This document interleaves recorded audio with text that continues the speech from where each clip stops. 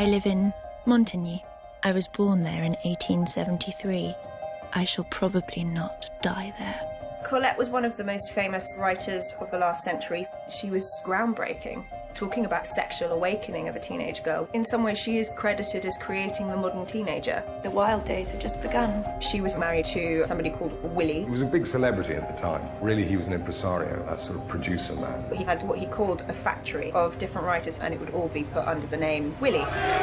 All of Paris is saying your husband is a genius. Colette started writing as part of the factory. My name is Claudine. It's beautiful. We've never had one fly off the shelves like this before. And you know who's buying it? Young women. She was the talent, and yet he got all the credit for it. Willie, your book will change the world! He was desperate that nobody should find out that it had been her that had been writing it. I have a little plan to turn Claudine into the most popular girl in the entire world.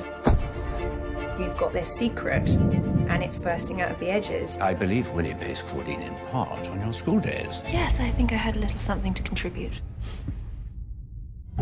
Around the turn of the century, Paris was the centre of the world. The modern age was on the threshold. There was something in the air. Colette was a star. We are with the times.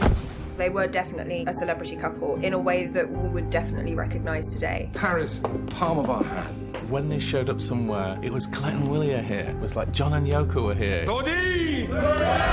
She was so progressive for her time. He was after you. Your jealousy is misplaced. How so?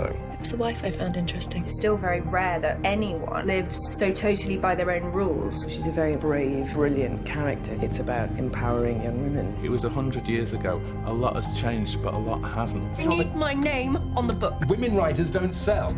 You still all the time get, no, female writers don't sell, or female directors don't make films because they're not going to make money. I mean, you get that all the time. We do what we're told and we follow the rules of our society, and she very much broke them.